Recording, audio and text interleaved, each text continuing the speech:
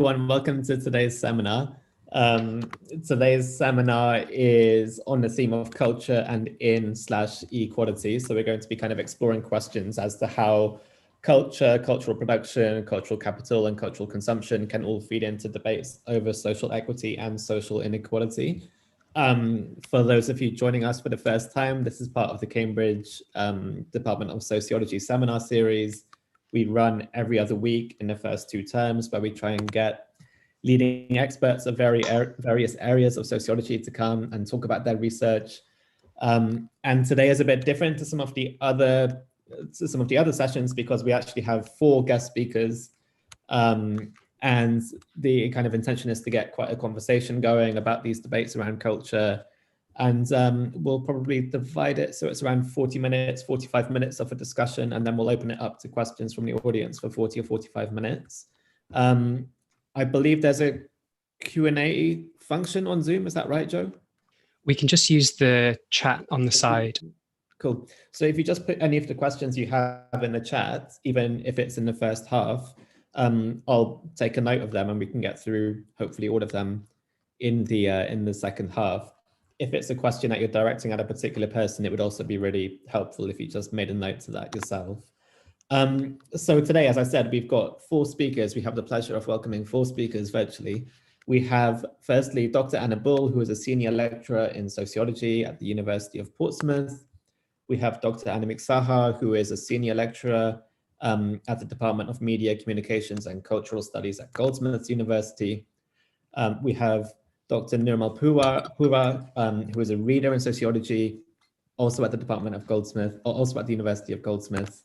And finally, we have Dr. Clive James Nwonka, who is a lecturer in film and literature at the University of York.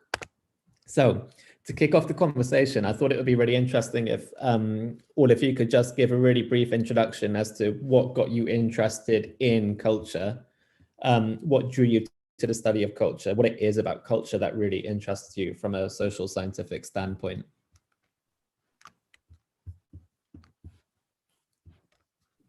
Anna, do you want to go first?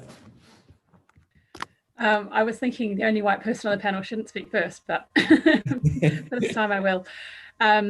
Yeah, so I came to studying culture through my own lived experience. Many sociologists turn to sociology to understand their own, the worlds that might have been baffling to them. And for me, that world was classical music and the culture of classical music. So I didn't realize I was studying culture until until quite some way into this kind of journey.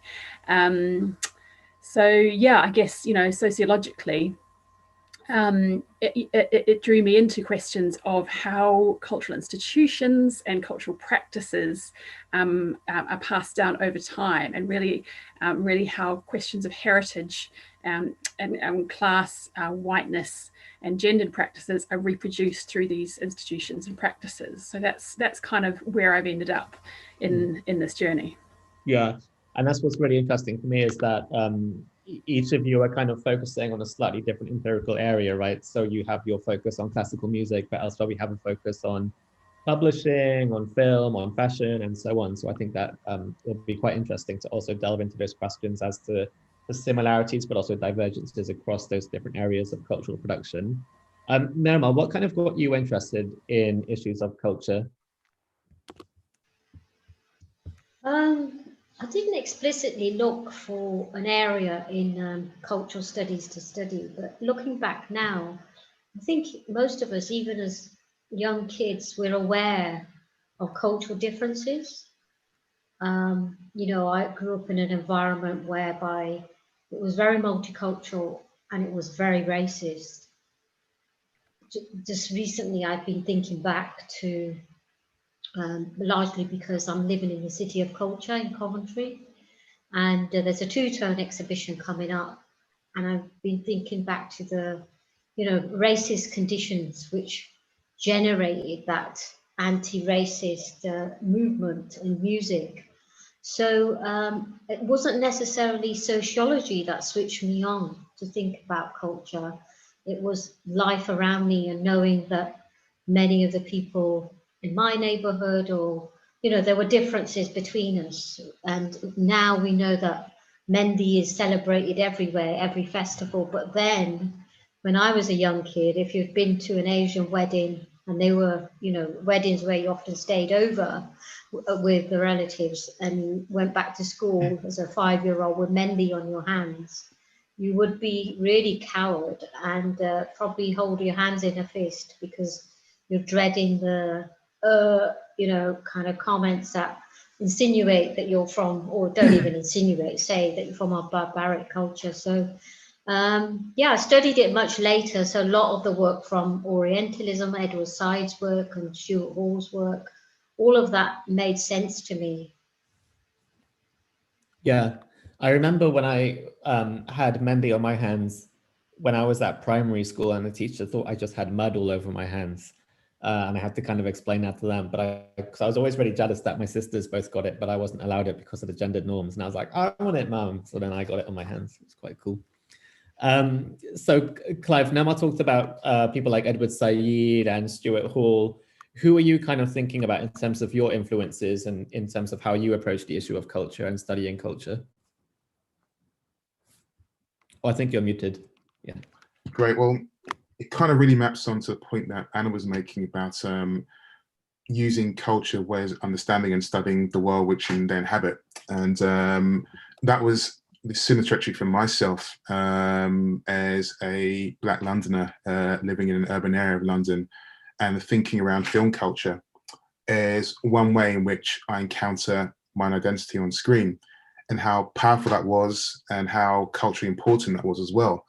So like Nirmal, I engaged with the work of Stuart Hall, Paul Gilroy, Cobham and Mercer, much of the kind of cultural studies inflection of film studies, which was more invested in the cultural context and social context, representation and race, moving quite beyond the textual analysis that kind of defined things like screen theory before it as well. And then as I progressed, I began to be interested in the industrial context of making Blackness on screen. What kind of compromises are experienced by Black filmmakers when trying to navigate the industry? And that leads you to the key texts, Handsworth Songs, Babylon, Birmingham Illusion, all the kind of key films that were made in the 80s and 90s in the workshop movement, and also later on in the 2000s when he moved to this idea of the urban film. And thinking about Stuart Hall's work in the idea that culture is this subtle contestation, but also heavily contradictory, in thinking how the representation of the urban other is also laden with these really interesting competing discourses of representation, authenticity, but also questions of diversity as well. Yeah, and Annemiek, of course, you're in the Department of Cultural Studies at Goldsmiths, so and you have the Professor Stuart Hall building and so on. Is kind of the work of Stuart Hall something that you're also taking inspiration from, or do you kind of see your influences coming from elsewhere, or do you not even find it useful to think of influences in the first place? Yeah, I just sorry, this is a shameless plug. I just finished a book called Race Culture Media, and I had to purposefully work really hard, not just to make it a homage to Stuart Hall, though he is pretty much referenced on every page. Yeah, Hall's work in particular was so critical to why I'm still here, actually, doing this kind of work and labour. I mean, I've always been a voracious kind of consumer of culture. I was always really interested, or perturbed rather, by the invisibility of South Asians on British media growing up. I kind of started my undergrad in 1996. Nirmal, were you teaching at Goldsmiths then? You certainly were an influence, Nirmal and some other of our colleagues. And that was a really interesting moment, actually, that moment in the 90s, because it was the first, well, not the first time, but because there's been a history, a tradition of British South Asian cultural production in this country. But nonetheless, it was in the 90s where you get this kind of the first generation born in Britain really making inroads into British popular culture and being not only visible, but also challenging those normative ways in which Asianness was represented. So these were no longer just, you'd see a brown face on TV and they weren't a terrorist or a shopkeeper, actually they were doing something much more radical. And so I kind of, as a student, kind of in this scene, there was a music scene, the Asian Underground and other kind of post-Bunga nights that were happening at the time, which really spoke to me. And so I was kind of going to these clubs as an undergrad, but then I was going into class and reading Stuart Hall, Paul Gilroy, you know, Sanjay Sharma, Ash Sharma, Nirmal's work, and, you know, these people who were like actually kind of articulating new ethnicities, which is also a title, obviously, Stuart Hall's famous essay. I guess what took me into the direction I'm in now, which kind of echoes a lot of what Clive was saying, was that, well, anecdotally, after graduating, I kind of worked in the media for a bit and would meet other Asians like me who were, you know, kind of making culture, creating art.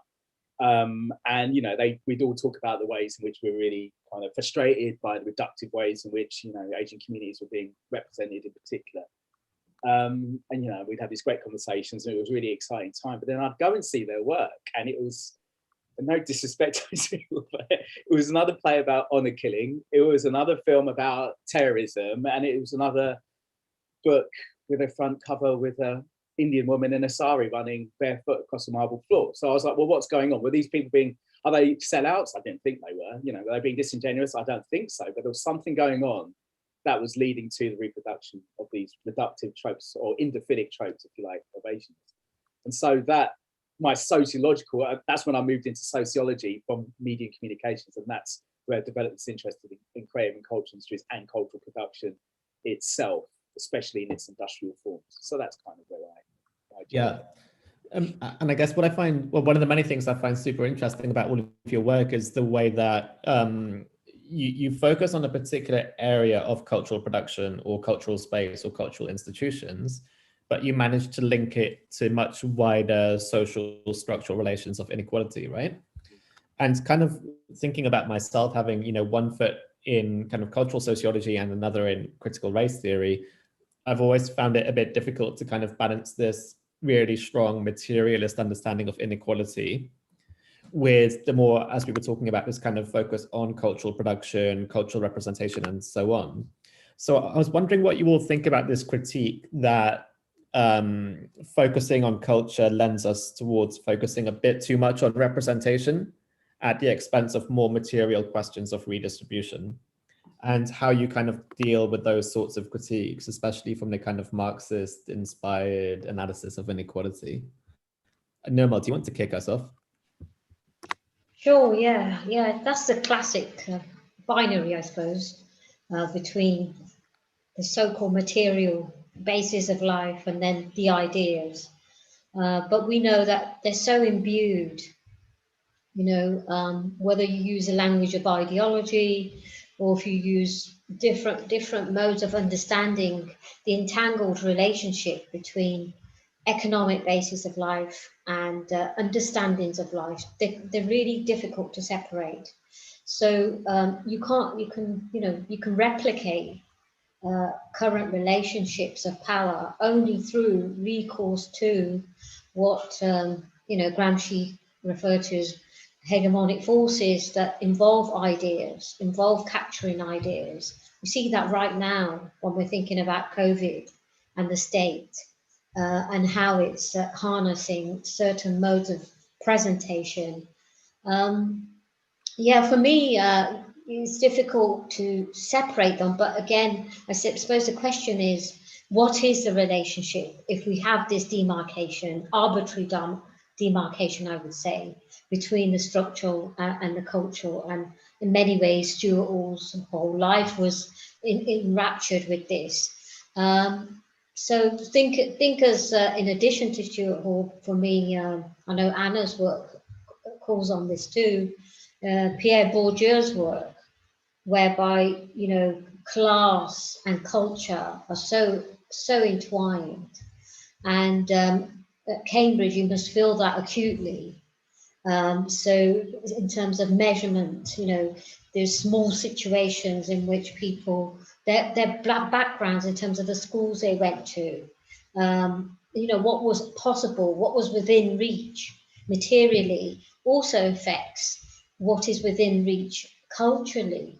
And there's a value attached, you know from Bourdieu's work, there's a value attached to your very whole being. how your body is measured, how your comportment, your speech, each of these elements are measured. So there's the materiality is not only in wealth and economics, but that carries through into our membranes, into our ways of occupying the world, or not being able to occupy the world, or being, as he called, fish in not being fish in water, or not being the right kind of fish for the water, for the demands of the field. So yeah, I mean, it's always there. But at the same time, I don't buy an easy analysis of a class and culture. So there's this notion that, you know, working class people don't go to galleries. And yeah, of course, there's a pattern or certain museums.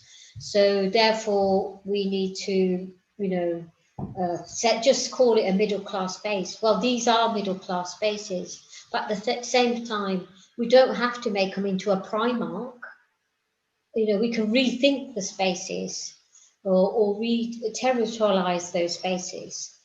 So open up what are the conditions of inclusion without having to have a simple populist following, because we know where that takes us as well.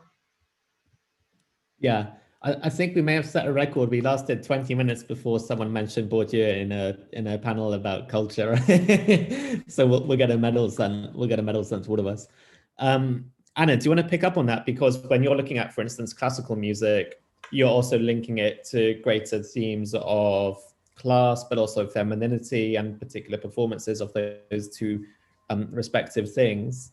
Do you want to tell us a bit about that? Yeah, I mean, this question of how the material and the kind of cultural or representational come together was definitely something I grappled with throughout my research in this area.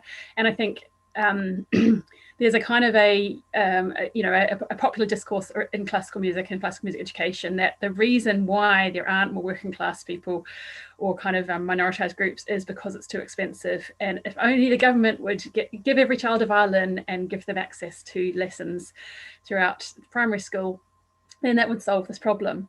And so that's the kind of very much the material or economic kind of simplistic economic arguments. And you know, there's some truth to that, but overall I was trying to complexify that and suggest that actually we've got to look at the cultural practices and the cultural object itself, and the aesthetic of classical music has been institutionalized by the white middle classes in the UK and in other countries over the last kind of 170, 90 years. And actually that history has left its legacy, you know, in how we, in the practices and the norms of classical music. So yeah, so because it's a bit tricky in the classical music, which tends not to have any words or not to have any explicit representation. How do you talk about representation in an art form that isn't explicitly trying to tell stories? So Georgina Bourne's work was really influential and for me thinking about these questions. But, you know, really actually what I ended up doing was looking at the practices that create the aesthetic and suggesting that we can analyze these practices as classed, as gendered, as racialized.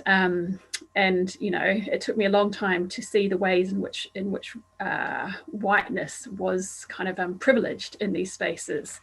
And as a person from middle class background, it also took me a long time to kind of be able to kind of see the ways in which class was middle class practices and norms were privileged. And one of the ways that this happens is through gender, gendered middle class identities being kind of valued.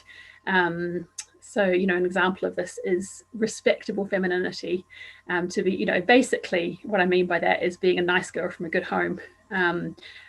As my gran would put it, wearing not sexualized clothes, wearing the kinds of presenting yourself using the modes of bodily comportment and behavior that signify your respectability and middle class nature. And this was absolutely pervasive through the classical music spaces I was looking at, but it was also invisible because nobody ever transgressed it. Nobody ever behaved in ways that didn't fit this norm. So it makes it so difficult to see. And and then these norms start to become part of how the cultural practice creates the aesthetic itself. So the relations between conductor and musicians, relations of gendered power that kind of map very closely onto the norms of gendered power of the white middle classes, of white women kind of idolizing white men in ways that, and that was how I got into my critical, how I found my way in critically is through noticing these relations of power and talking to some of the young women about how uncomfortable they were about kind of sexualized comments or sometimes representations with that were taking place in these classical music scenes. So so I started off kind of looking at these relations of gendered authority, and then through that managed to kind of link that into kind of white middle class norms that had been, that were institutionalized in these practices. And then of course how that links back to the material is through the long-term investment that classical music needs in order to become proficient, in order to actually enter its spaces. In order to be allowed in, you have to be able to play the instruments or the repertoire, and that takes 10 or 15 years of investment, time, effort, money, parental investment for children. And that means that it's possible to keep out anybody who isn't able or willing to make that investment, but without calling it gatekeeping or boundary drawing. It's all about talent. And it's such a pity that, we don't get the talented kids from other backgrounds. So it's a legitimate way of kind of retaining this as a middle class space. That's really interesting, and also kind of like a really interesting development of these, concepts of symbolic violence and the classing and racializing and gendering of particular spaces, both literal spaces, but also kind of at a symbolic level. Anna, Mick, in your work, you kind of think about similar issues, right, through this notion of the rationalizing logic of capital. Rationalizing, racializing logic of capital, and you describe it as a form of racial governance, which is quite evident in cultural production. Can you expand upon that for us? Like at the moment, this term, unconscious bias is getting thrown around, which is a way of trying to explain kind of racial inequalities. So it's an acknowledgement of racial inequalities, but then also a kind of disassociation with actual, racism itself. So it's not racist, it's just unconscious bias. We can't help it. When I kind of conducted like my kind of sociologies of like media and cultural production, actually, it didn't really feel like unconscious bias. People would, say quite explicitly, we'd like this work, but we don't think there's an audience for it. Or, if there's too many Asians or Black people in this sitcom, then it becomes a Black sitcom, That's not unconscious bias. That's fairly conscious, and it gets rationalized in terms of, well, this isn't what the audience wants. It gets rationalized in terms of economic kind of commercial rationales, and these hide these kind of racializing logics. But so that's what I wanted to look. What I was kind of interested in was, I used that. I coined that concept, as clumsy as it is. Not 100% sure it makes total sense, but to think about how kind of ideas of race become embedded in industrial logics of production, essentially. And so to go back to your original question, which is, I guess, why does culture matter really? When, and then this is something I struggle with all the time, working especially, I guess I've moved more squarely into like media and communication studies. And I'm constantly at the beginning of anything I write down, it's like, well, why does this matter? Why does the representation of this group matter when there's actual, forms of racial violence happening on the streets? Why do I care about how brown people are represented in the sitcom? And to be honest, I don't in some respects. I think, talking of new ethnicities, there's that famous quote from Stuart or Clive, help me out here. What was it about the maelstrom of continuously contingent, unguaranteed? I've actually got it in front of me here. Yeah, he says, once you've entered the politics then of the essential Black subjects, he says you are plunged headlong into the maelstrom of the continuously contingent, unguaranteed political argument and debate, a critical politics of politics of criticism. And he's basically saying that, you can't, there's no right or wrong way to represent Black, brown, Asian people, right? And it's constantly contingent. It only makes sense in that time that you're studying it and analysing it. And so on the one hand, I want to make a case that representation does matter, but on the other hand, I'm not into the way these debates often unfold, especially on social media, which is the worst arena for this kind of discourse anyway. And so that takes us into, well, how do structural inequalities within creative cultural industries in the spaces where culture are being made, whether that's museums, art institutions, you know, a publishing house, how do those manifest in terms of the narratives around race, you know, ideas around race that circulate in society? So that's what I'm trying to do. That's taken me more into kind of, you know, Nancy Fraser's notion of Iris Marion Young, I can't remember which, but, you know, non-distributive forms of social justice, that kind of discourse. It takes me more into political economy, like in terms of political economy of media approaches, which tend to, you know, there's no mention of race, as though they still think that anti-racism is false consciousness. But nonetheless, there is a way of thinking about, you know, capitalism and power and how that shapes culture-making practices. That's the kind of discussions I'm more interested in. But I guess fundamentally, I'm still concerned about how do Black, brown, Asian people, racialized groups, minoritized groups, you know, what stories are being told about them? How do they appear? What narratives are emerging around their work? You know, that's still fundamentally the question, but I'm not really interested in writing about particular representation of a group All right, so it's kind of connecting with what Nirmal was saying in terms of wanting to break down this binary between immaterial and the cultural by focusing on culture itself as a form of political economy, right? And you have this critique of, as you were saying, unconscious bias, whatever you want to call it. Another way that we have managed to not talk about racism is through the concept of diversity. Clive, in your work, you have this critique of institutionalized diversity, and you're thinking mostly about TV and film, right? Do you want to kind of clarify what you mean by that? Yeah, sure. And actually, I must admit, like a lot of my thinking on this has been influenced, not for the first time, by dear Anamek Sahar.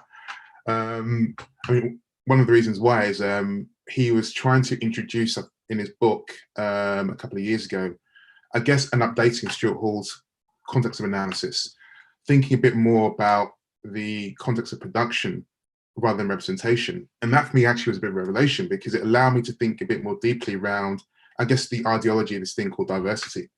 And what I was finding is there wasn't much literature or research that allowed for a kind of etymology of the term diversity. I think what happened was there was a natural assumption that diversity was positive and good, and this is the solution, without first thinking what diversity actually means, how it operates, is it laden with certain negative ideologies as well. So when I use the term institutional diversity, it's a way of both bridging the work of Stuart Hall and Sahar, but also pointing to, I think, the fantastic work of Sweeta Malik, who noted a shift in the early 2000s from the idea of cultural diversity as a kind of legacy for the multicultural practices of the 80s and 90s to this thing called creative diversity, which focused more on these questions of innovation and creativity. And what she recognized was every single shift in language also heralded a shift from the idea of anti-racism as the premise for this work to the post-racial. So it's heavily laden with ideologies, negative ones. So when I talk about the institutionalized diversity, on the one hand, it refers to this idea that, a la Stuart Hall, the fight for anti-racism within media, within the cultural industries, can be incorporated into the power logics and structures of the dominant forces, and then reproduced and repackaged to actually serve their own agendas. Second of all, and this again maps onto what Amit was saying a second ago, there is a way in which I think ethnic minorities also become embroiled in the hegemony of the idea of diversity. We've seen in the last 20 years the proliferation of diversity schemes, diversity officers as well, and yet the problem still remains. So the industrial inflection of diversity responds to the ways in which power has almost kind of created a genre of diversity, which doesn't necessarily kind of take us into racial equality, but almost tries to kind of balance these competing tensions in some kind of really rough equilibrium. And the reason why I think we should be cautious of this is because there's a very, very cyclical nature to diversity policy. There is a very, very public crisis of diversity, which we're seeing over and over again, and there'll be some kind of response by institution to promise to invest more monies into kind of cultural production or training or something else. And then 4 years later, the stats are the same and we begin the cycle again. So something very, very repetitive about the nature of diversity that all responds to this idea that it could be in industry in itself. Yeah, and I guess that what's really interesting as well about debates about diversity is if it goes down this kind of pseudo route of representation, even if you do have an increase in, say, Black and brown faces, like Annemiek's work, it doesn't necessarily change the stories that are being told. It doesn't necessarily change that overall racializing logic. But also, on the other hand, thinking more about, areas that I'm a bit more familiar with, like art galleries and museums and so on, it also doesn't necessarily challenge the dominant ideas of who is the legitimate consumer, right? Which is also what feeds into what Anna was saying about classical music and who are the kind of legitimate talented subjects in those particular spaces. Nirmal, one book that I found really useful for thinking about these kinds of issues was your Space Invaders. So I was wondering if you could tell us a bit about your kind of concept of the space invader and how that might fit into this discussion of diversity and whether kind of increasing representation in particular spaces is necessarily good for social equality or whether it's actually kind of taking us down a misguided path. Yeah, I don't really have a kind of moral argument on it, but I'm more interested in the historical development of initiatives to alter an institution or proclaim to alter an institution. Yes, the language of it has shifted over time from community relations to multiculturalism to race relations, diversity, inclusion, and now there's a different version, but it feels like a reenactment of so many earlier moments with the statements that came after, the Black Lives Matter mobilizations. Maybe I can step back a bit and, the different scholarships that have informed my thinking, and feminism has been one of them. So there's this long-standing debate in feminism. Do we go to the state or do we mobilize outside the state? And it's a very, very long-standing conversation or argument, a very vexed argument, that we don't want to enter this state because it's already, ranked against us. It was never made for us, and we need to be on the outside. But there was some change in that perspective where people said, it's not an either or.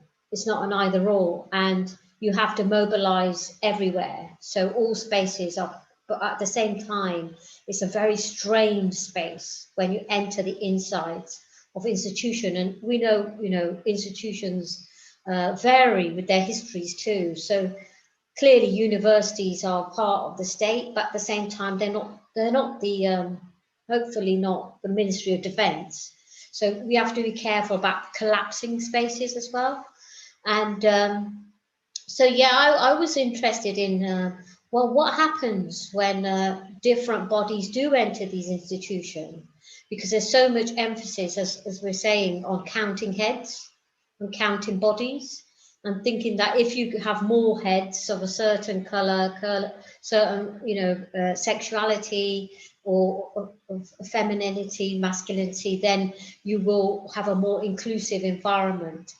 And so I was led, I did, like 100 interviews with people in senior civil service and MPs. And I was basically led to think about how they sit in this space of tension, these different bodies, incredible tension. So historically and conceptually, they are space invaders. Those places were not made for those bodies. And when they enter them, that they're under challenge, actually constantly having to prove themselves, constantly having to be, work against what Fanon calls, with respect to a doctor, constantly being infantilized, mistakes being amplified. And then also quite interesting scenarios where sometimes a bit of the difference is actually wanted. So a bit of the exoticism is wanted, and whether it's Obama's post-racial black cool, or it's, you know, the person from the colonial empire, Nasari in the House of Lords. Now, this doesn't mean people are puppets, because we have to be careful that our analysis also, you know, can sound radical, but it makes people into agents or cogs. So that, you know, we have to have a little bit of subtlety in there. And yeah, so this really led me to think about conditions of inclusion. What are the conditions of inclusion?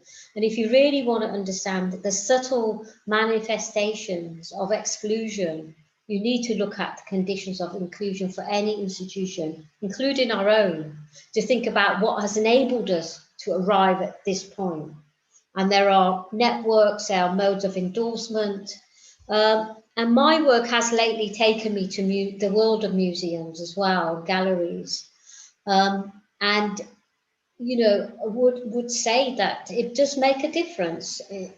That you, if there's an all-white kind of team leading a museum, and that does make a difference. But what is a difference? You can't guess that. You can't, you know, Stuart Hall will say, you can't project a politics onto, you know, these racialized bodies. When we have our, look at our cabinet at the moment, you know, Rishi Sunak, Patel, I mean, the policies are astounding. If you look at the candidates standing for the Lord Mayor positions, so many have political biography caught up with UKIP. So, you know, we have to think about what are people, what kinds of people are accepted as well. And there's often an element of cloning that happens in institutions. That could be cloning through networks, cloning through, ideological commitments like that. So yeah, this is what's led me to think about space invaders. But at the same time, I think you need to invade. In that sense, but have not be fully invested in the institution. You know, it's a bit like how Moten and Harney say in their book on the undercommons. You have to be inside the university, but also outside the university. So I think it's that kind of conundrum that's interesting for us. Yeah, and that concept of inclusion is also really interesting, because if you think about spaces that are so clearly class racialized and gendered and so on, like, as you were saying, classical music, which is a bit different to, say, other areas of cultural production like film and TV and so on, where perhaps there is a greater class diversity in terms of this. Actually, that's not true at all. We'll come on to this in a second. But I'm just thinking about what happens when we take these spaces that are so clearly middle class spaces, and how do we transform them into, first of all, inclusive spaces, but then also kind of more radically, how do we transform them so that they're not just inclusionary to a new group coming in, but kind of reconstitute their very logic to begin with, so that they're not inclusionary because there isn't an outside group to be included, if that makes sense. Oh, has Anna frozen? Oh dear. Well, Annemiek, do you want to correct me on that blunder I just made about saying that there isn't much class diversity either in terms of TV and film? And I was wondering if you could pick up on Nirmal's point about that sometimes diversity itself can kind of become marketized to an extent that we like a bit of diversity when we can make money out of it. Yeah, so I mean, the research shows how these, you know, just look at Dave O'Brien, Stan Friedman, all of those gods, sociologists have shown that, you know, these class inequalities are stark across the board.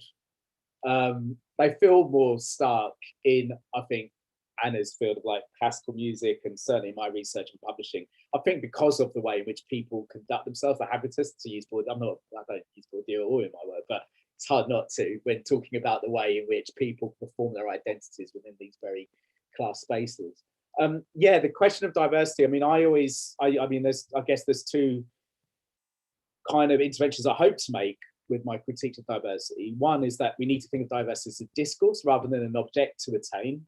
So this is what builds on what Nerman and Clive were just saying in terms of the way in which diversity often gets operationalized in terms of we need to hit this amount, which usually that number is based on attaining demographic parity. So, you know, it's about 11% nationally, but in London, it's about 40%, you know, which I always joke, you know, what happens if you go over that mark? You know, we're going to get, you know, compulsory redundancies of like your, you know, minoritized groups because we've gone over. There's too many of them.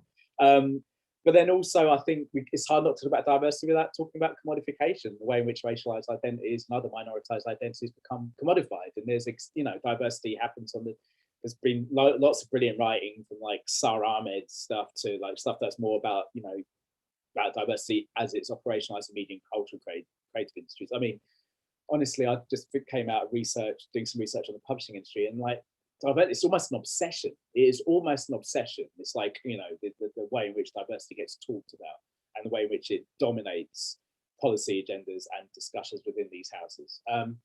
And so, yeah, we need to think of diversity as a discourse, so not something to achieve, but what is it doing? And the fact is it kind of governs, as I've argued in my own work, it's a form of racial governance. It's a way in which managing the demands of minoritized groups while keeping structures, hierarchies intact. And so to go back, so to answer your question, which you kind of finished on, what are more inclusive spaces? Well, I mean, I kind of push for thinking about how we can create more autonomous spaces. You know, kind of independent DIY spaces have always been really fertile for, you know, minoritized groups, particularly to tell the stories that they want to tell. And I think, you know, what would it look like to have policy that facilitated more independent spaces? Recently, like, you know, with social media, new media, we've seen an explosion of new platforms where young Black, Brown, Asian people in particular have, you know, have created their own spaces and are telling their stories, which people can, you know, what I find really interesting about them is that the dominant culture can, by all means, have a listen and see what's going on. But those platforms, they're not really interested in engaging with the dominant culture. They're actually making culture for their own communities. But unfortunately, those spaces as well are the most precarious, most insecure, and offer little to, you know, no rewards for labour. So what policy initiatives, you know, this is where I'm going, this is where I'm thinking, this is where my kind of political economy media hat comes on. So what forms of policy are needed in order to kind of support and facilitate those kind of new platforms? I was about to call them enterprises, which I think was quite, which I'm not, yeah, obviously gets all of a sudden, it just shows you the fine line between kind of DIY, independent cultural production and neoliberal entrepreneurial production. And that's one of the challenges we face. But anyway, what kind of policies can we need to kind of build and create more autonomous spaces? Not, should I add, I mean, obviously there's a tradition of nationalist thought, Black nationalist thought, which is talking about we need our own separate independent spaces. It's not necessarily a politics I personally buy into, but certainly any kind of, what kind of policy do we need to facilitate those independent autonomous spaces? Yeah, the concept of autonomous spaces is great. Welcome back, Anna. Sorry, I was asking you a question and you froze, so I'll come back to it in a second. But just to pick up on this notion of autonomous spaces, and also, Anna, you were talking about the commodification of diversity as a discourse, right, in terms of what it's doing. Clive, how do you kind of approach these issues when you have your concept of, for instance, the Black neoliberal aesthetic? Is that something that you kind of see being involved in these discussions, or do you think it's something separate to that? I think there's a homology there and a relationship between both of them. And I certainly agree with Autonomy and yourself that what we need is some kind of reconstitution of an autonomous mode of Black culture production. What that looks like in practice will be different from maybe the 80s and the early 90s, when actually was a clear practice of that within Channel 4 and the workshop room, for instance. So we're seeing now Netflix making interventions to this as well, and other platforms as well, where there can be some kind of autonomy that liberates Black culture production from the buy-ins of representation or doing public service. But to answer your question directly, with the Black neoliberal aesthetic, what I was searching for was a way of thinking around the idea of Black cultural value that's tied into these questions of diversity and representation, but also doing some service to the idea of interdisciplinarity, which you haven't spoken about yet. And I think one of the things that I was lamented about film studies and I still consider myself to be a film studies scholar, is that with Black film, there is a different approach, a different form of ontology, a different way of thinking. It relates to representation in the forms of production, but also audience as well. And in drawing upon cultural studies approaches, sociology, it's allowed me to think a bit more deeply, as Anna mentioned earlier on, about the kind of social, economic agendas and imperatives underpinning the aesthetics. What creates these images? What mandates the representation of Blackness in a particular way on screen? So in thinking about the Black neoliberal aesthetic as a form of hegemony, it's essentially saying, if we can build on Stuart Hall's idea of incorporation, where dominant power will simply incorporate the minority pushback and allow it to exist within its own relation, within its own spaces, we can then sustain an analysis of how certain forms of Black film or Black television within recent years have had to exist within the spaces and ideas and dominance of institutionalized notions of what Black film culture is, what Black value is. Often that's seen in representations of the Black social issue, be it Black death as the index of Black life, or be it a concern with urban youth and crime and decadence.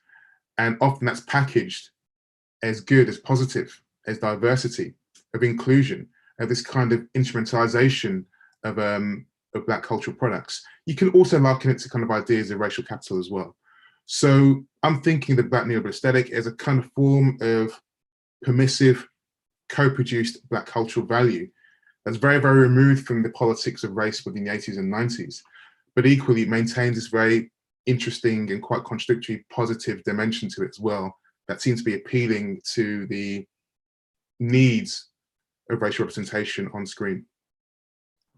Yeah, and just before we now turn to some of the questions that we have from the other people who have tuned in, I just want to come to you, Anna, because I guess this is why it's so interesting to think maybe about the differences between classical music, as you were saying earlier, with things like film and TV, where there's this kind of visual element to it. You can see a visual presentation of a story, whereas here we're talking about very much an auditory thing where, as you said, quite often there aren't even any words. So when you're thinking about constructions of class and femininity and racialization and so on, when you're thinking about classical music, can you kind of study that through focusing on the cultural object itself, or do you have to basically limit your analysis to the wider social practices that kind of are embodying this classical music to begin with? Yeah, great question. And this really ties into what Clive's been talking about. So, you know, there's been a really clear division of labour. Well, sociology has hardly looked at classical music, I have to say, and I think it's because sociologists want to, you know, they don't necessarily study up, and classical music's not cool either, not cool enough for us to study.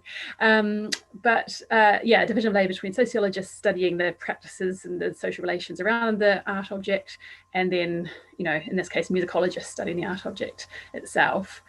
And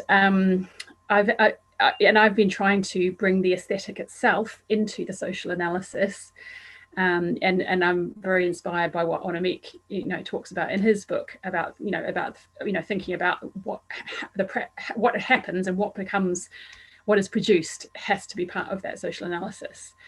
And I think what's showed me that perhaps this is a good way to go is that I've been giving a lot of talks about my book in music departments, which is great because people are interested to hear about the work. But one of the main critiques I've had, and I think this is a particularly British thing, is a pushback arguing for the idea of musical autonomy and arguing that classical music can and should be studied for its own sake as a musical object, you know, as a thing of beauty according to the rules of, you know, the aesthetic logics that have been built up, you know, through the history of this discipline. This has come up in pretty much every talk I've done, and this question of the autonomy is very, is strongly defended, and I suppose, as a sociologist, I can't accept that, because I mean, my musical training, gives me the ability to speak about the aesthetic object itself. And classical music is doing a lot. Maybe you can talk about it representationally in terms of its semiotics, which are very strong, and of course you're for people of color. And I think that experience can't be separated from the aesthetic itself, because classical music is played, it doesn't use amplification for the most part. It uses an acoustic aesthetic, and it uses these very quiet sounds that create an intimacy. So that intimacy that you experience in the concert hall or as a musician playing this work, and the fact that using amplification is really kind of a bit of a no-no to the point where I never learned how to use any sound technology when training and working as a musician. So that's one example of how the aesthetic values and the social relations work together. And so this kind of almost fetishization of the intimacy of that musical experience, I think fits in with bourgeois histories and ideals of sitting in concert halls, shutting out the urban sounds and people, and creating this experience. The chamber music and the string quartet are seen as the epitomization of this experience. And there's a great quote by which talks about the string quartet as being the best kind of cultural experience, because it is a conversation between four intelligent people, and that's what you're kind of listening into as an audience member. And so this is just one of the ways in which these kind of bourgeois histories and norms are reproduced both in the music and in the social practices together. So I'm suggesting that in order to change these kind of boundary drawing practices, the aesthetic itself does have to change. And notwithstanding what Clive's talking about the issues around discourses of creative diversity, classical music hasn't even got to the point of thinking about creative diversity. But if it is going to diversify in terms of who participates, there has to be space for the aesthetic itself to change in response to the people coming into that space and the changes that they might want to make. It doesn't mean that changing the aesthetic will necessarily increase diversity or enable diversity, but it has to be one aspect of what's allowed to change. That's super interesting, especially for someone who doesn't know too much about classical music. That was a really interesting way of exploring how even a cultural product itself can embody these wider social relations. Personally, I would love to carry on talking and asking you all questions, but I'm worried that we've got half an hour or so and other people will want to chip in. We have a couple of questions in the chat, which I'll come to in a second, but I was wondering if there are any students who would like to open a question. If you raise your hand, I can switch to you. Liran, do you want to ask a question? Yes, thanks. I was just, first of all, I thought all the talks were very interesting, and thank you for that. I'm just wondering to what extent do you think that methodology, the way that in the public sphere, certain ways of counting, certain more quantitative oriented ways of understanding social reality are implicated in the very ways that diversity is seen as this panacea of racial, ethnic injustices. More generally, kind of what is the role of methodological gaps and misunderstandings between academia, especially sociology and sociology-inspired disciplines, and the public sphere, the media, popular understandings, in perpetuating some of the phenomena that you've been talking about?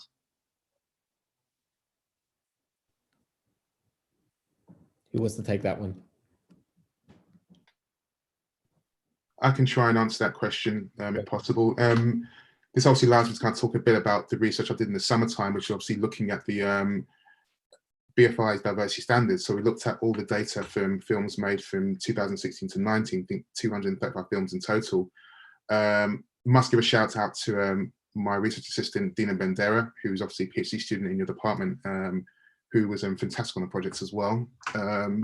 So what we found there was one of the lacunas that I found coming from film studies was that often the more sociological or medium comms approaches to diversity in data didn't really account for some of the variables that are very much industry focused. So I looked at genre, for instance, but also the location where the films are made, and also the budgets they have, alongside the basic data on how many films are made and how many ethnic minorities they represented, both on screen and off screen as well. Now, what that revealed to us is there was a trend for, let's say, your period drama set in the 1800th century to have particular forms of representation, both on screen and off screen, particularly if they're set maybe in Northumberland or Exeter, as opposed to maybe films set in London that are about maybe Black urban life, are directed by a Black or ethnic minority director. And what you find is that diversity is completely contingent. It's contingent on industry variables, it's contingent on location, on budget, and also genre sensibilities. Is it more likely that your period drama lead actor is going to be a white person rather than a Black person? These are things that I felt that the more rudimentary methods found in sociology can't grapple with. But there are also things that I felt film studies, as one discipline, didn't maybe have the kind of nuances to unpick. So I think, again, this question of interdisciplinarity becomes very, very important. And I think there needs to be a lot of work done to unify those disciplines in producing more tangible results from data, but also, and again, to build upon the points that Anna was making, thinking about aesthetics and text in a lot more sophisticated ways. And I think drawing on other disciplines may be one way to kind of square that circle. Cool. Savannah, I see you have your hand raised. I'll come to you in just a second. I'm just going to pop to the chat quickly because, Nirmal, someone's asked you a question. Dee has asked you a question about your comment in terms of rethinking spaces within museums and galleries to open up ideas of inclusion without going down that route of populism. And you've posted a link to a few things which you think are examples of this. Do you want to expand on some of those examples? Yeah, I mean, there's a long tradition of this, and not only with respect to race, but with the gender too. And now we know there's a whole conversation happening in terms of decolonizing museums.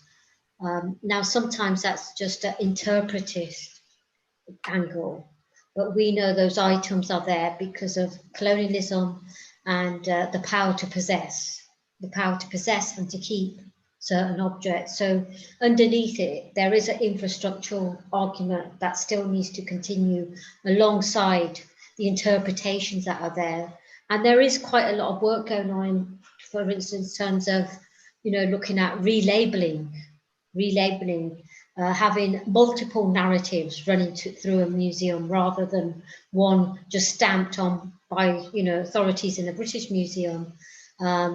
And there's a strange form of inclusion operating where the community, this word community, come to stand in for so much.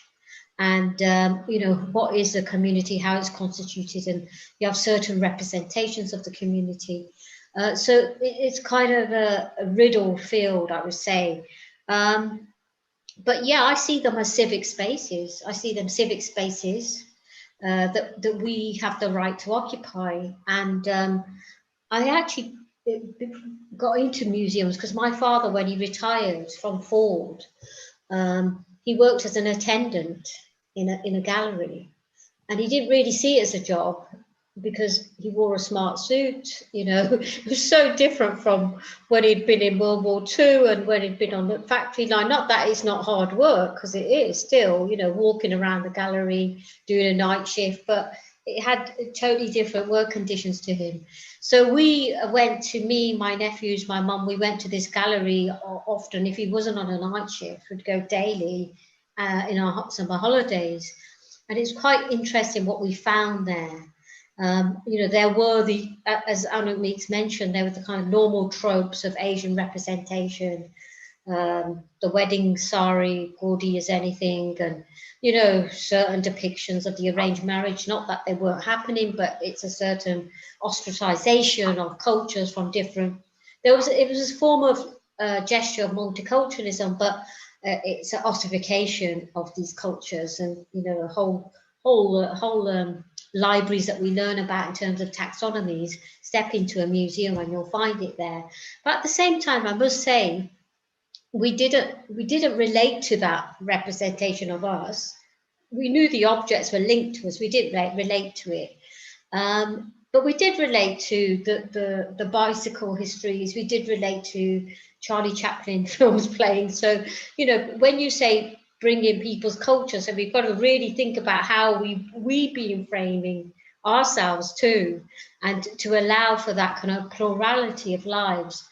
So yeah, I've done some projects where it's a question of bringing other stories in, and on cinema was actually one of my first projects with a museum, where we looked at the cinemas that were failing in the 50s. You know, cinema going went down, and it was mainly like Asian groups who came together, sometimes individuals. The India Workers Association in Southall, for instance, they came together, they bought failing cinemas and they put films on. They had more than films going on in the cinema. There were social scenes, political scenes, dancing, wrestling, you know, political meetings happening. So interestingly, when we talk about autonomous organization, I always look at earlier generations and think they had to do it. They didn't have a choice. You know, they got on with it. They went to work in factories usually in the day, but they wanted to see certain films which they were clearly not going to see on, you know, the television. And they made these spaces. That's not to say they weren't troubled in other areas. There's issues of caste, gender, which were, you know, in the spaces. So I guess this was quite inspiring for me. I grew up with that, and I saw that as a form of just making space, taking space, reinventing spaces. So that's another kind of edge of space invaders as a verb, as a mode of action, I suppose. And I've done that with another collaborative project called Noise of the Past, where we, you know, went into a cathedral to think about how is heritage told, which languages, which bodies are kind of mourned, and what about the globalization of death that's happening and has happened before. Now these things are difficult to do. They're difficult to do. It's very stressful. You will always be seen as a troublemaker. You will be the noise in the room, and sometimes you think it's not worth it. You know, just find another way on the side. And I'm totally with that as well. But sometimes I think it's worth pushing that in. Having said that, you know, Anna-Meet will remember our project Noise of the Past, and now it's many years later. That was in 2008. We have a City of Culture. I'm trying to get this project, a screening of the film Unraveling, into the program, and it's not easy. I must have spent like nearly a year and a half trying to do this. So there is this, you know, real terrible sense of how much energy can you lose fighting, trying to get into museums and galleries. But I think you have to build networks and build modes of maneuvering, but that can't be everything. And there are actually quite a lot of Black, Asian cultural leaders in the sector now who are also opening up these museums. You know, take the Wellcome collection. You know, that's one place, and other places where there has been autonomy that Stuart Hall was involved with, Innova.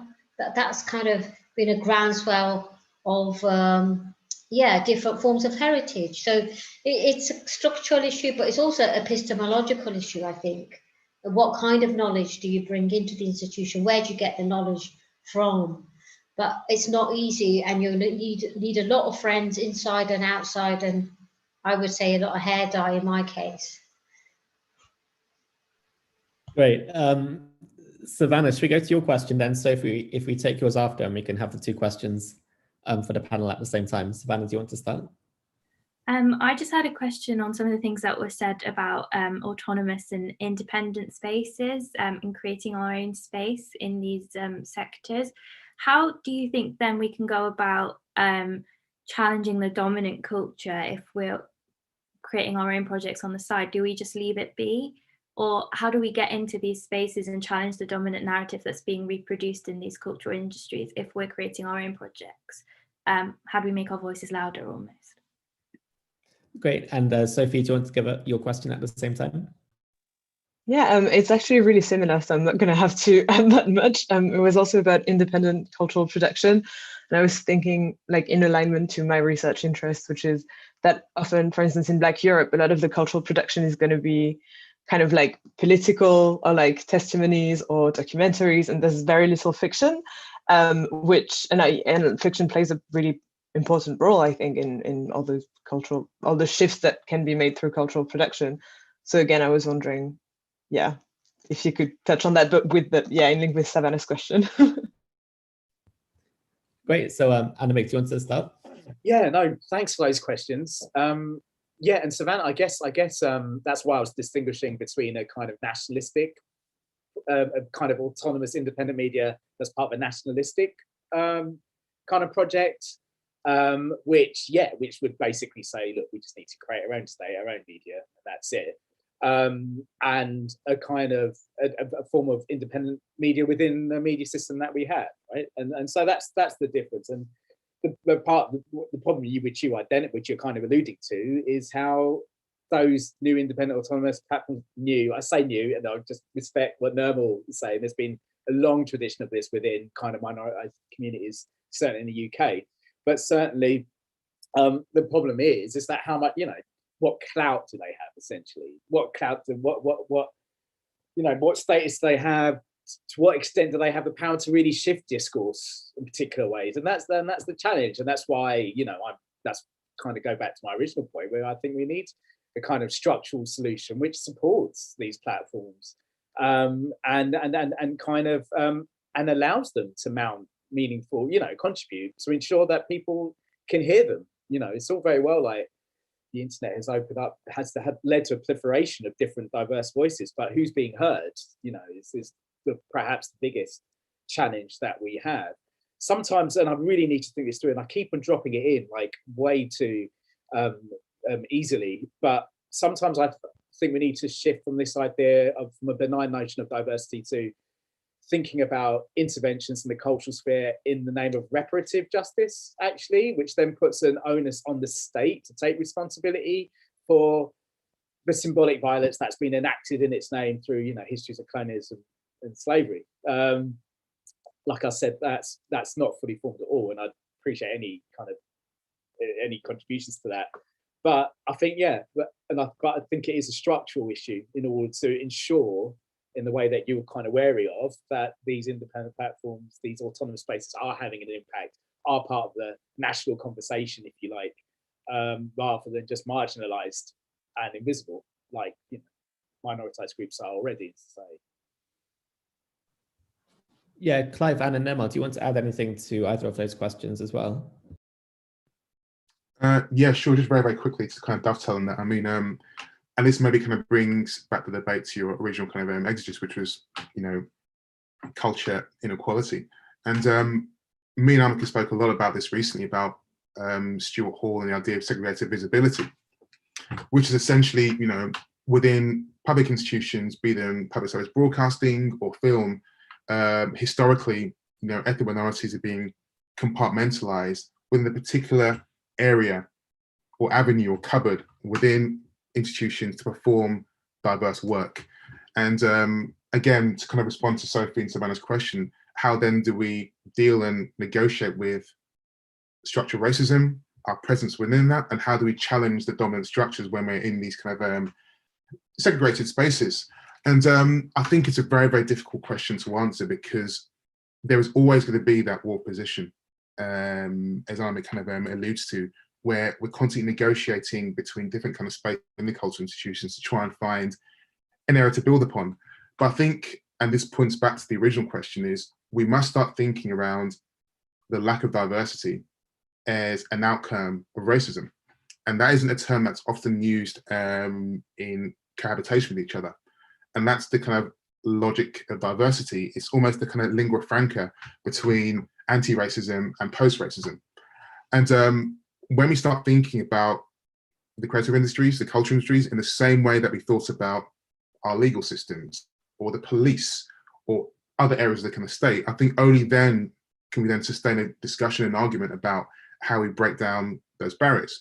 It's completely unacceptable to think now that racism that's being institutionalized in every single sphere of British cultural and social life exists everywhere but the creative industries.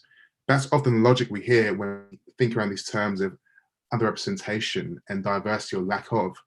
What we're seeing now, Alice Stewart Hall, is the sort of contestation is now a battle for nomenclature and language. That's equally as important as thinking around questions of data representation. So once we win the battle of language, I think that may sustain a discussion around how we can bring down those barriers as well. So much Stuart Hall, I'm loving this. And Nirmal, were you going to say something? Yeah, I think you know, there's a business case for diversity. We know that, and there's also a civic case being made for diversity. So there's all these cases being made for diversity, and it's interesting to look at. It's not that difference is not being brought into institutions. In fact, it is. However, there's certain tropes that are kind of new. You know, there's a fascination with the urban youth, certain age groups. No one's really interested in, you know, elder groups and other forms of autonomy that they've had for many years. So it's quite interesting to see where are the openings being made and what kind of openings are they? Yeah, I mean, I think you're right, Savannah, and hi, Sophie. Sophie was a student with us at Goldsmiths in gender studies. I think you're absolutely right. So where do we put our feet? You know, which kind of lane are we in? And unfortunately, I think we have to be in both, but not just through individualistic modes of operation. So you need modes of, you need networks of solidarity across institutions. And I mentioned earlier that there are quite a few Black people of color leading in the gallery sector. Well, many of them actually do come together to support each other too, you know, to cope with what they're putting up with every day. Because that mode of care needs to be there, but also sharing information and modes of mobilization. So there's different ways to be inside of an institution, like many of us do, to exist in academia. Yeah, but outside of that, definitely you need, you know, other bridges. And Sophie, your work has looked at this whole new area of music between the men mainly in France, you know, but it's intergenerational mode of exchange and solidarity. So yeah, I think it's quite interesting to think of the messiness that we're in. We're not going to find a pure institution. Even if you go to autonomous places, we know that it's full of stuff kicking off. You know, it's sometimes at breaking point. So there's always going to be a struggle. And I guess it's about trying to be comrades for something together and recognize we can have difference too. Because that's the other problem with celebrity culture, is that we just have to have this kind of, we hate you or we love you. And disagreement becomes difficult. Becomes a clapometer, as Bourdieu would say. And we don't need the clapometer, but we need networks of support and engagement. And, you know, we'll be in difficult spaces, but we need people around us who we can go to, and organizations to build of support. So I don't know, that's one of the ways to survive, and I don't know, trying to change. But I know loads of people have left institutions because they just can't cope. It's burnt them out.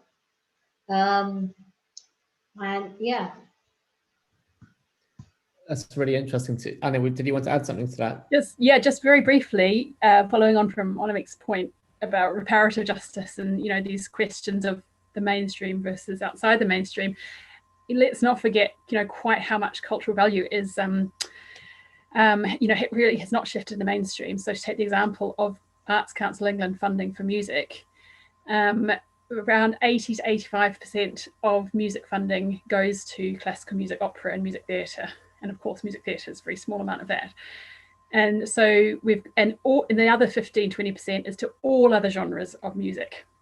And so, that's where we're at in terms of how cultural value is institutionalized and how those classed and racialized, forms of what culture is valued.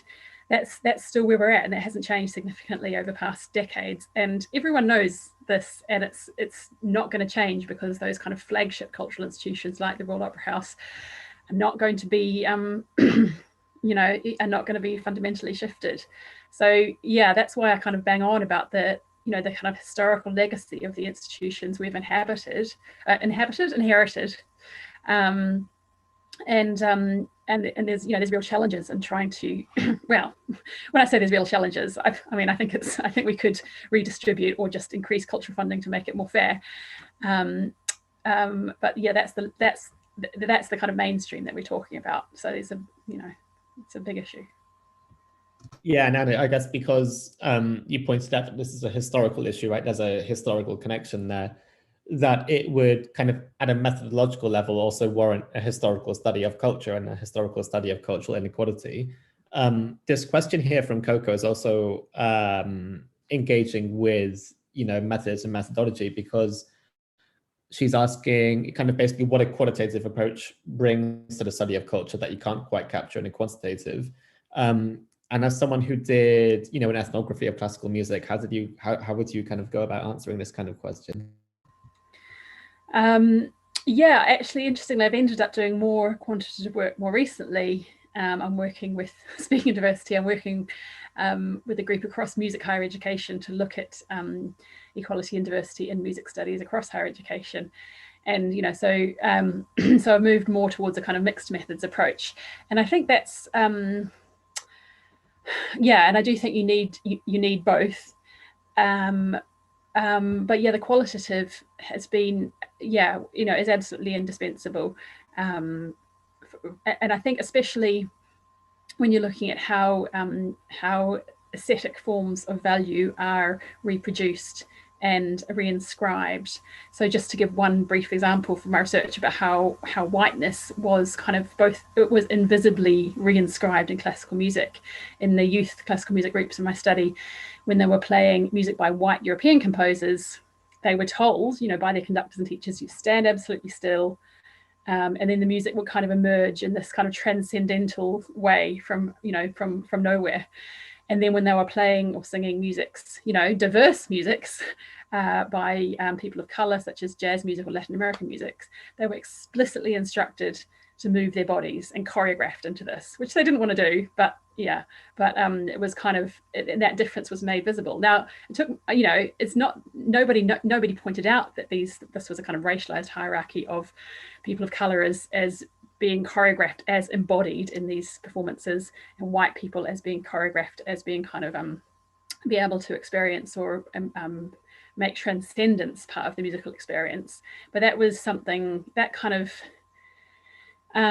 reading of how racialized hierarchies of value were inscribed in musical practices and performances, could only have been gained through kind of in-depth qualitative work and through ethnographic work, not interview methods. And now that I'm, working in a lectureship, it's really hard to find time for ethnography. So I'm relying more on interview methods and really noticing the impoverishment with not having that time for observation, participant observation. That reminds me of when Louis Wacon came to give a guest lecture at Cambridge a few years ago. And he basically said that there was this whole generation of sociologists doing really in-depth ethnographies. Then they all had kids, and none of them could do ethnography anymore because they all had to do childcare, right? So yeah, it's quite interesting to also think about literal constraints that we all have on the particular methods that we use. If I can, sorry, Annie, can I just add on to Coco might find this useful, but there is a new mode of new field of what's called production studies and cultural studies of production, which actually look at you know, the way like actual kind of fictional accounts of making culture and use that as a source of empirical study, you know, because doing this kind of work, kind of, you know, getting access into the BBC, well, Georgina did manage it, but no one ever since, actually, following that critical account that Born was on the BBC. But getting into these institutions, getting into these kind of, you know, commercial companies, whether, you know, as well as kind of state-funded ones, publicly funded ones, is really, really difficult, because not least, you know, when reputational value is so, you know, it's kind of more, it's worth more than any revenue you bring in, then, you know, no one can afford to have a sociologist come in and, you know, kind of take the piss, if you like. So there is, you know, cultural studies scholars in particular have kind of started to look at, not started to, this again is their tradition of this, but actually kind of representations of creative work have become the way in which to kind of unravel the type of discourses that shape our understanding what creative work is, what's good about it, what's bad about it, and as well as the actual inequalities as well. So check out Cultural Studies of Production. It's a new field that kind of does precisely what it seems to be suggesting. Great. And Hi, Ali, can I just come in on that methods point that Anna makes reminded me about? I think one thing you can do, I mean, I have a long-standing joke with my partner because he's media studies, and I say you can do it all from home, and I need to go outside, you know, somewhere, or I want to. But in sociology, there's a tradition, and this is quite difficult now because of ethics in institutions. But people used to become workers in institutions. You know, whether they're joining the police or the assembly line, they become volunteers. They find a way to be amongst the people, so to speak. You know, that horrible colonial language in ethnography, which signals where it comes from, to go native, so to speak. But that is, I think, journalists still do that. Haise Peng, she works for, or did used to write for The Guardian. She's done loads of undercover research where she worked as a cleaner, or, you know, she's gone to a massage parlor, and so on. So there's some ways you can do this, but this becomes legally quite difficult. So you have to, you know, anonymize everything, and you have to be a bit worried about your back.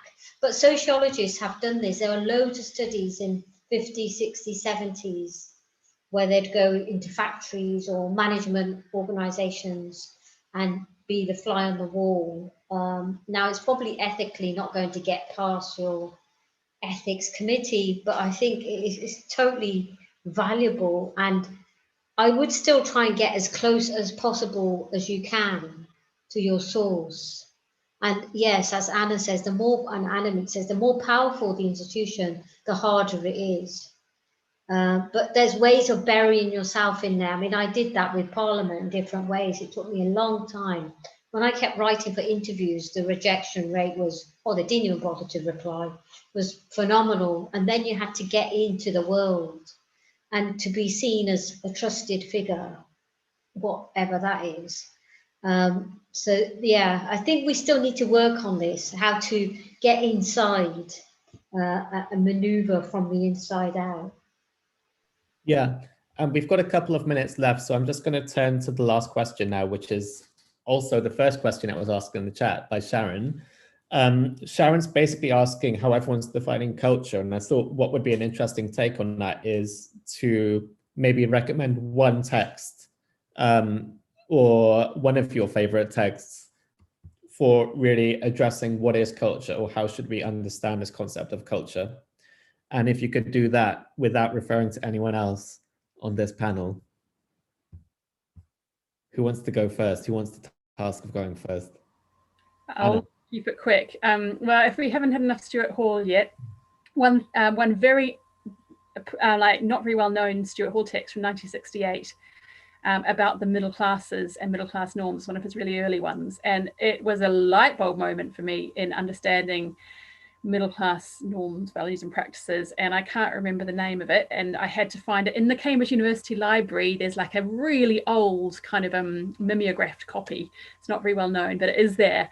I'll put it in the chat, and if anyone's studying the middle classes, this is gold.